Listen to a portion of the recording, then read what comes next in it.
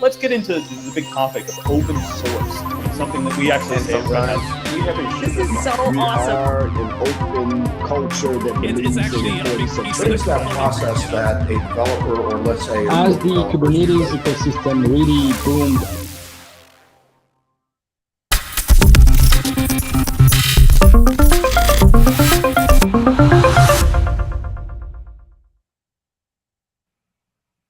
Welcome to In the Clouds. I'm your host, Stu Miniman. And before we get started, just want to say a quick note for those in Florida and the Southeast in the United States. Hope that everyone stays safe as Hurricane Ian is moving through the area. It's scary to look a little bit online. Definitely disrupting some travel and causing quite a bit of damage. But today we're going to be doing another preview show. Last week we had a good discussion of KubeCon, which I'll be attending in Detroit next month. And this week we're going to be talking about AnsibleFest. So I want to welcome to the program Tom Anderson. He is the Vice President and General Manager for the Ansible business unit at Red Hat. Tom, you've got your big show, AnsibleFest, or Fest as we just call it, internally to Red Hat, happening in Chicago, October 18th and 19th, I believe. Thanks so much for joining me. Yeah, thanks, Stu. Great to be here. Great to be with you. And we're really excited about our first in-person Ansible Fest since 2019. So it's been like 3 years. Last couple of years, we've had purely virtual events, which have been great. Been able to open the aperture for a lot more people in different time zones and different areas to be able to attend. So it's been a good kind of bridge, if you will. But this year's hybrid event, we're really geeked up about getting people back on site again for the event, and excited to see everybody, bring our customers, our users, our community members, our partners all together for this in-person event in Chicago. We're very excited. Awesome. Tom, let's step back for a second. I think back, 2019, you and I were both at the Atlanta event. We both had different titles. I was working at a different company back then, doing the Cube. I interviewed you as well as many of the Ansible people, customers, and partners at Fest in Atlanta in 2019. But for our audience, give us a little bit of background. You did not, if I have it right, come from the Ansible acquisition. You've been with Red Hat for a while, but you've been involved in watching since back in 2015 that acquisition of Ansible. So give us the journey as to what led you to become the GM of that business unit. Yeah, so I joined Red Hat through another acquisition, through the acquisition of a really small company called ManageIQ back in 2013. And so I have a really long history in automation, configuration management, systems management, going back a lot of years. And so when I joined Red Hat back in 2013, I ended up first starting to work in our cloud service provider program, or what we now call CCSP, where we work with our partners to be able to not only sell Red Hat products through these cloud partners, but also allow them to build cloud offerings on top of our technology. So that was a great experience. That was my introduction to Red Hat.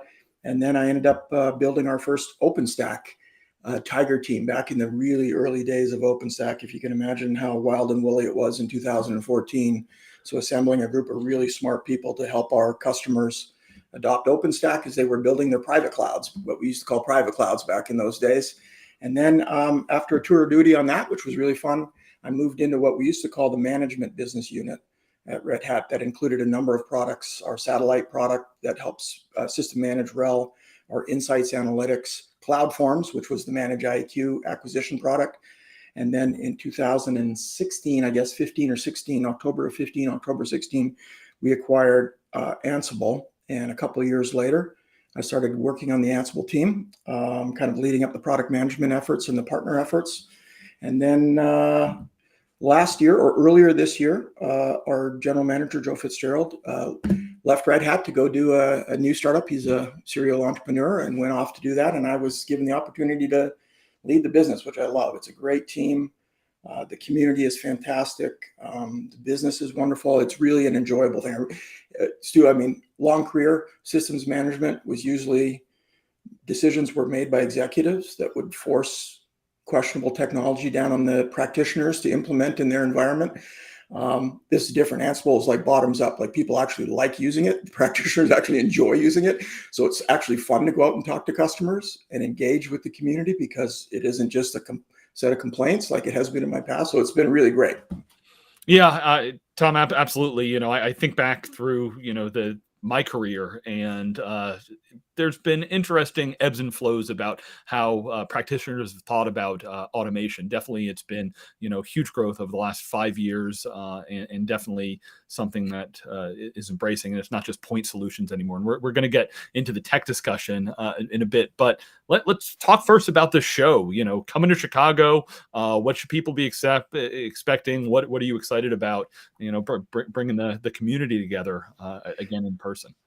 Yeah, so it's a 2-day event with an ancillary third day. So October 18th and 19th is the main session. We have 2 main themes that we're driving: automation for today, and the second theme is automation for tomorrow. So the automation for today stuff, we're really wanting to help users kind of connect automation across their enterprise, across their domains. We have lots and lots of organizations that automation starts, let's say, in the network team, and it grows up organically. A couple of people on the network team find Ansible, download the community version, start using it to automate their day, the tasks that they do day to day. People that sit around them start using it. Pretty soon that team uses it. Now it grows up into the whole network team is using Ansible as their core automation product. But when it jumps the fence from domain to domain, from network to compute, or compute to storage, or storage to database, or cloud, or edge, or whatever, security ops, whatever those domains are, when it jumps that fence, that's where the real value starts to come in through automation. So we're driving a lot of content on automating for today to help those customers really accelerate their automation journey, which is, we got lots of great examples from existing customers, from partners, stories of engagement with our customers about what we see as the success factors for accelerating automation. Then the day 2, automating for tomorrow, we're going to introduce a lot of innovation that's taking place in the community right now. We see a lot of innovation around day 2 operations. So a lot of automation has really been about provisioning over the last number of years, right? Infrastructure as code. How easy is it to provision some infrastructure so my developers can get going and test and deploy an application on? That's great. There's been a lot of work done with that. In some ways, that's a little bit of settled law. I think the next wave for automation here, to really take a lot of the manual, menial tasks out of operations, is the day 2 stuff, responding to events, alerts, security stuff, performance, whatever it is, kind of really automating day 2 ops. So we're really focused on that second day around innovation that we have in the community. The third thing, the ancillary event, which is just as important as those 2 days, is we have our contributor summit on Monday the 17th.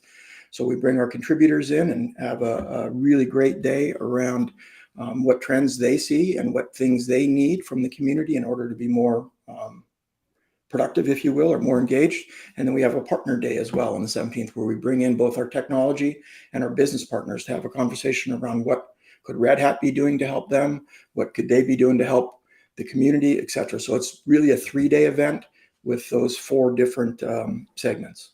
Well, yeah, and of course the contributor summit highlighting the fact that Ansible, it's open source, so that is something Red Hat's always done a great job of continuing and growing the community and the breadth from the practitioners that are contributing, the partner activity that's happening there. Tom, you were talking about that day 2 operations really resonated with kind of the world I live in, being in the cloud and OpenShift world. So what can we expect, not just from the Ansible product line, but, how does that intersect with, the broader, Red Hat overall and the portfolio that we have? Yeah, I mean, like you, I attend EBCs and spend a lot of time with our customers. And one of the kind of constant themes we hear from customers is help us automate faster, help us automate more broadly. How do we bring these kind of pockets of automation in our organization together? So they're asking for a lot of help on that. And kind of the 3 themes that I talk about a lot with these customers, whether it's at EBC or in individual customer accounts, are those success factors that I heard about, that I mentioned earlier, which is thinking of everything as code, not just infrastructure as code, but ops as code. It's really not just about a shift left, but it's thinking about code and getting an operations team to start thinking like software developers. We're not asking them to be software developers. We're asking them to think like software developers, to start using the tools that software developers do to create and manage automation as code, right? So thinking about things like Git repos, peer reviews, check in, check out, all of those other things that help an organization really manage automation in a much more structured way. That's one. Two is really helping an organization with a kind of a top-down initiative for automation first, an automation first culture or mindset, and what we can do with the product to help accelerate that. And last but not least, and I hear this a lot, which is our organization doesn't have the skills that it needs, and we don't have the time to upskill them. We're trying as hard as we can to retain the talent that we have and attract new talent, regardless of what's going on right now in the economy. I still hear from people that it's a very tight labor market, and skills retention and attracting skills is a really important thing. So how can we upskill our organization? So we talk a lot about communities of practice. We take an open source community principle and bring that down into an enterprise of how they can share best practices, templates, skills, what have you, inside an organization. So we talk about those three things, and then we connect it to our portfolio. How can we accelerate the adoption and the spread of RHEL, if you will? How can we make it more secure? How can we make it more manageable? Same thing with OpenShift. OpenShift is a platform, not the platform in our customers. For the most part, they want to connect their applications and their infrastructure that is OpenShift to their other systems of record, to their networks, to their security systems. How do you do a great job of that? You use Ansible as that glue between those different systems in an organization. So that's a long-winded answer for you, Stu, but there's a lot of stuff in there that we're going to be talking about. Yeah, and Tom, absolutely. When I'm in the customer briefings, that skill set, finding, retaining, upskilling people is a huge challenge for everyone. We say even us at Red Hat, we're hiring and looking for people with the right skill set. One of the things we've been doing, Red Hat overall, is the growth of our managed service offerings. So I know earlier this year, Ansible, you had, I believe it was at Summit, the announcement with Azure and the Ansible automation platform. How's that going? What are you hearing from customers? And anything you can share about just the cloud angles that we should expect to hear at Fest? Yeah. So we launched Ansible on Azure. The official name is the Red Hat Ansible Automation Platform on Microsoft Azure.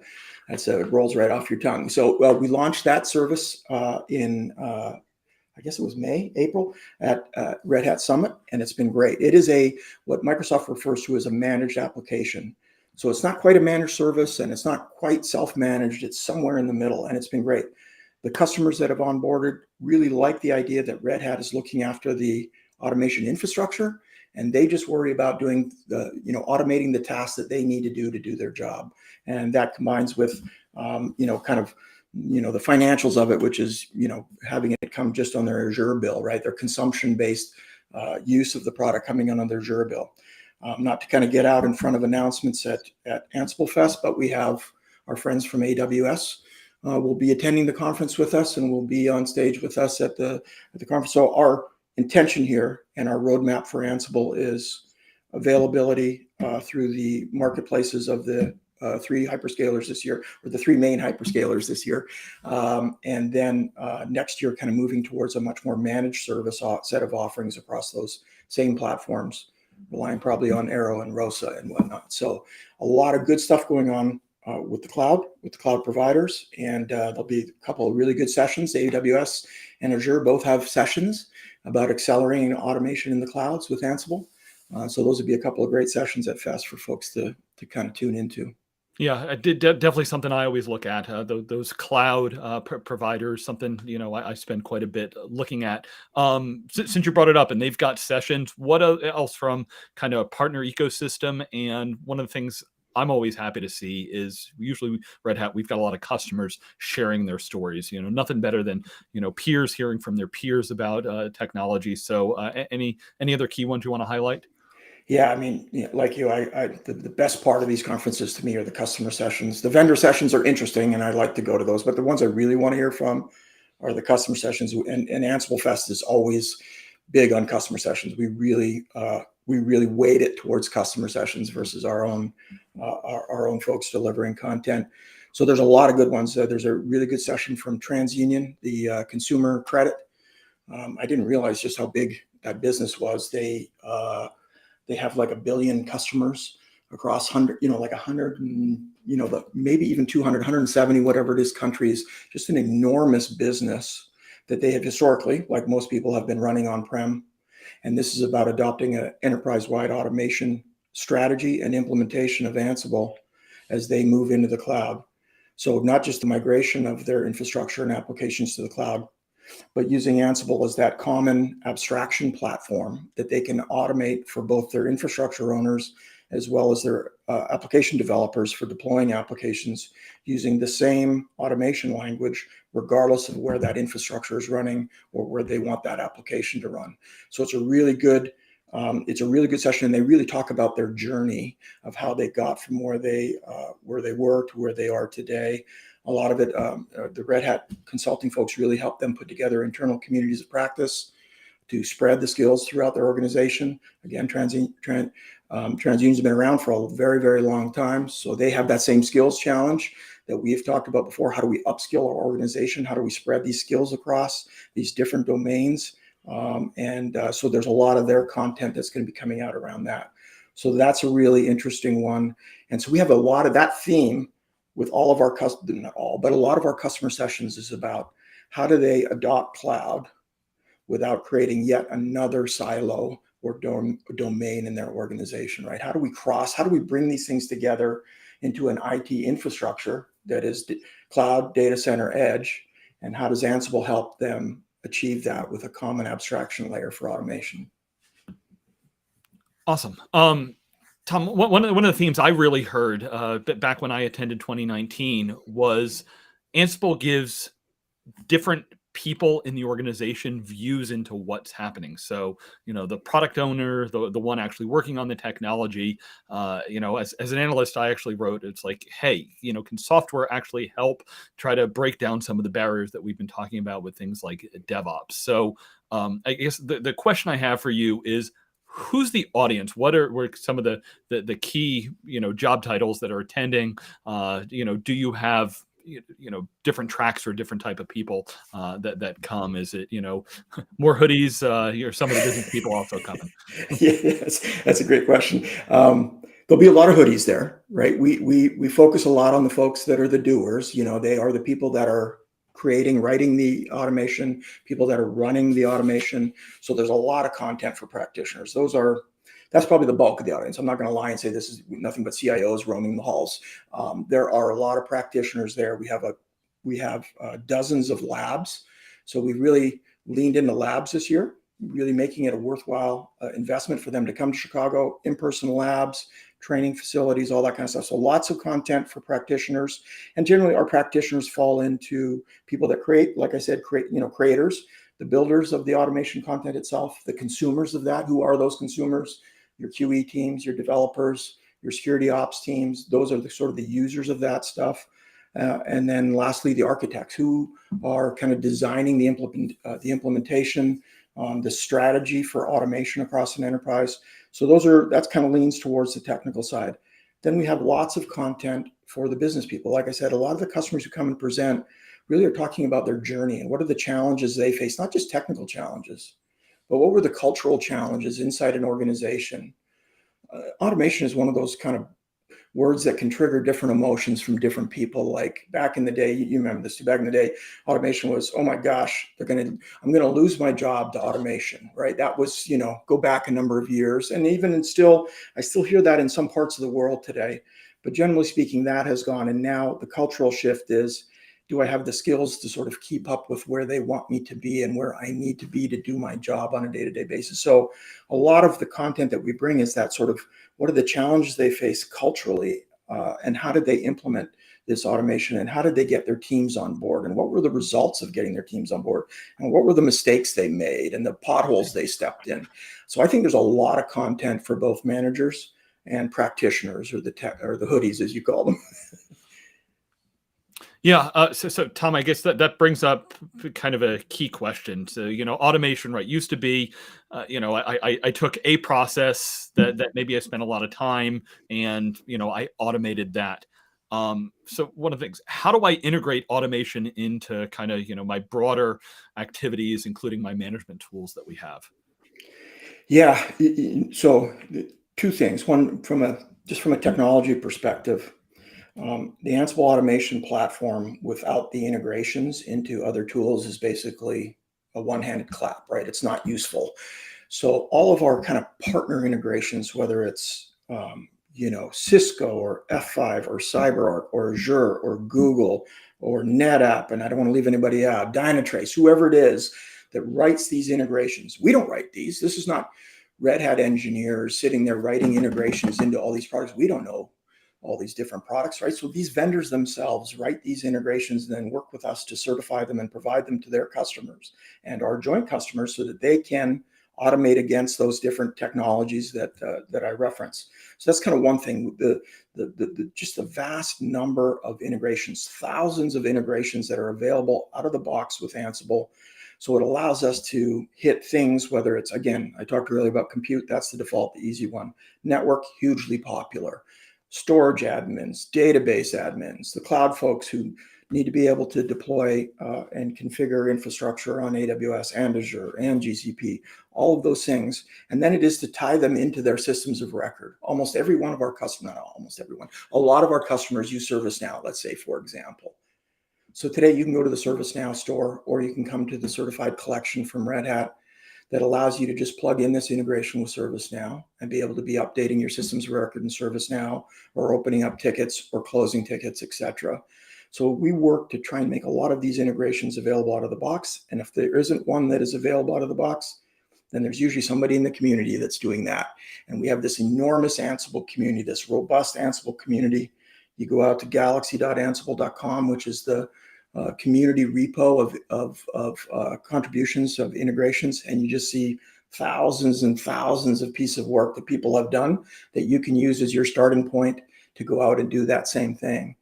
So again, back, I'm a little bit long-winded, but that answer here is that there's all the technical integrations you need, and there's a lot of those sort of business integrations into other systems management tools that you need that are there for you right away. So the kind of path to automation, the path to integration is very, very fast with Ansible.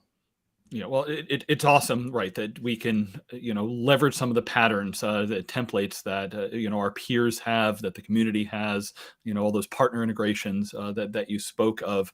One of the awesome things, at Red Hat and the communities we live in, also there's always new innovations coming. So anything you might be able to give a sneak peek as to, so some cool new things coming out of the innovation pipeline from the communities? Yeah, and so in day two, we're going to talk a little bit about, and I talked a little bit about earlier about that day two ops, but what can we do to really help automate day two ops? And so we've been looking at event-driven architectures, and how can automation play a more integral role in those event-driven architectures. So you're going to hear us talk about EDA, and for Ansible, that doesn't stand for event-driven architectures, that stands for event-driven Ansible. So how can we extend Ansible and make it really easy to plug into event-driven architectures? So a lot of the work that goes on today, you have systems management tools monitoring applications and monitoring infrastructure and monitoring networks and turning up alerts about something that may be going haywire or something down, something's not performing, something's been, someone's trying to intrude here or there. That triggers off an alert. That usually goes to an engineering team somewhere or a operations team somewhere to go and investigate and address. And a lot of that is just repeatable rote things. So how could we plug, and some people call it AI ops or whatever, but plugging automation directly into that supply chain, if you will, of an event, an evaluation of the event, the kickoff of a remediation or an automation task to go and address that event, and then come back around and see if that addressed it. And if it didn't, then open up a ticket, or go out and automatically gather the information that an analyst would need to be able to assess that problem and try and get to the root cause faster.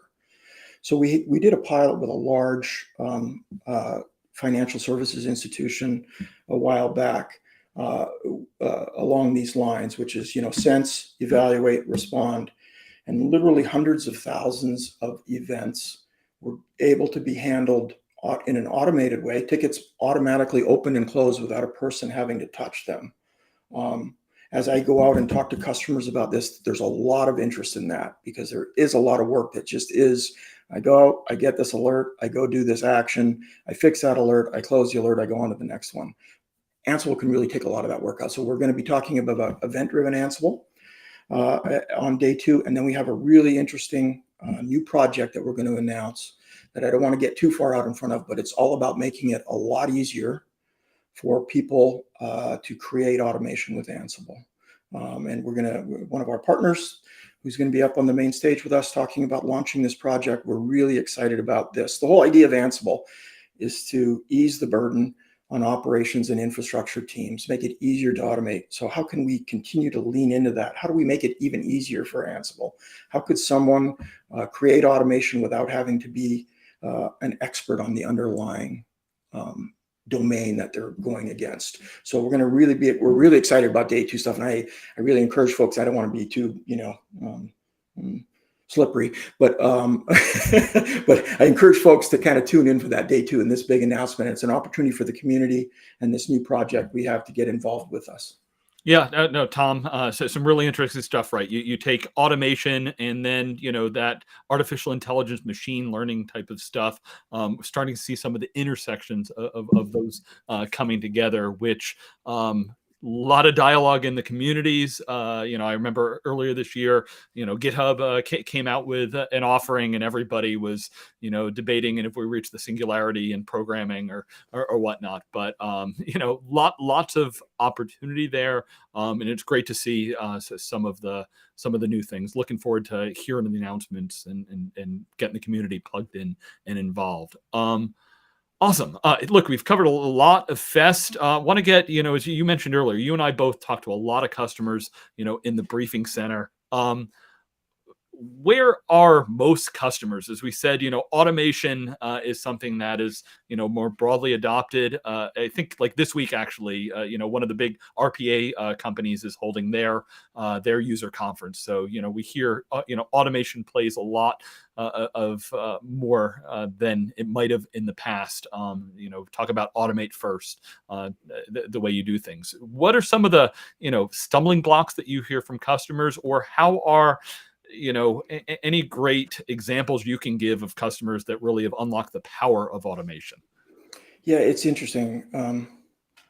What the pandemic did was accelerate, I think, an already existing trend towards automation. It really, kind of woke up, for lack of a better term, or that may not be a fair term, but it really energized the need to automate strategically and automate everything. I mean, so we've seen a lot of customers accelerate on that journey. We have this, how the analysts put together these maturity curves that have measurement points along that maturity curve.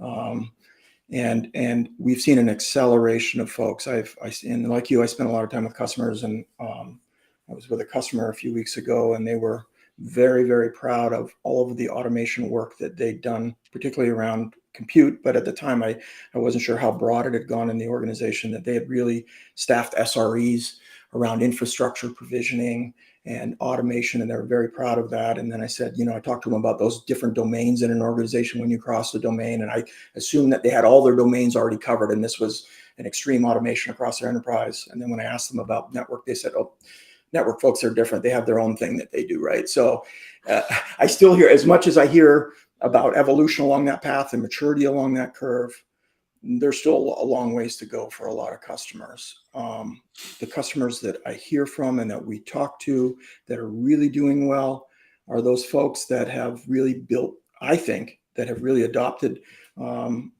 these communities of practicing that we talk about, these open source community principles, bring those down inside an organization to really sort of drive skills across the organization, the culture across the organization, and bring everybody along. I think that's probably the key message that I hear from customers, particularly those that are successful I also hear customers talking about, how can I work with partners, right? I don't have the skills. I need partners. Can you help us, Red Hat? Do you have partners that can help us? So one of the keys for me is building that ecosystem around this, that we have a set of partners that can come in and help our customers along that path, because they just don't have the capacity or the bandwidth to be able to run their existing system and evolve to the next generation of systems. That's what I hear a lot of, Stu, to be honest with you. Yeah, and Tom, I'll just echo. You raised a key point. Often it's, can we deploy something fast and get some early wins? Yes, but how long does it take to really diffuse an offering or a best practice across an organization and get through all of the nooks? And I mean, my background's networking. I understand that they often, are sitting off with a little bit of a different concerns. Awesome. So, hey, we've covered a lot here. There's still, for people that want to attend in Chicago, registration's still open, I believe. And there's also a virtual piece. So just to give you the final word as to, how do people plug in, learn either in person, virtually, or after the event?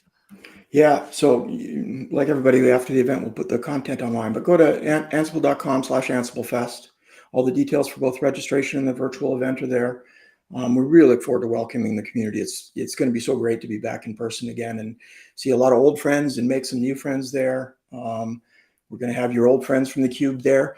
We'll be at AnsibleFest, so we'll be enjoying that. And we traditionally have a party on one night, as every conference does, where everybody gets to go out and let their hair down a little bit if they had it, right, Stu? And have some fun. So it's going to be a great event. And it's going to be a lot of sharing. It really is, the highlight of the Ansible team's year. I know Summit is Red Hat's big event every year, but within the team on Ansible, AnsibleFest is really our event every year. And we just look forward to it so much and try and make it a great event for attendees and for partners and for the community to come to. Awesome. Well, Tom, I hope you and the team and everybody attending has a great time in Chicago. I'm a little jealous. I won't be going, but the week after, I will be right around the corner in Detroit for KubeCon, which for those of us in the cloud group, it's not our event, but it's really one of those big events. So looking forward to that. Check out the preview we did last week. On a quick programming note, just the month of October, there's a lot of travel going on. I've got a few things I'm speaking at, including the aforementioned KubeCon. So looking like I will have one broadcast in the month of October. So just take a look at the YouTube or the red.ht/live streaming always has the calendar of programming. So apologize if I'm a little off the normal cadence. We'll definitely pick up a few more shows in November. Was thrilled that we had 3 awesome shows here in October. So Tom, best of luck to you and the community. Thanks so much for joining us. And for everybody watching, please do check it out. Let us know, what information you'd like to know more of. If there's people or technologies that you'd like us to focus on this program, please do reach out. And thank you, as always, for joining us on your journey in the clouds.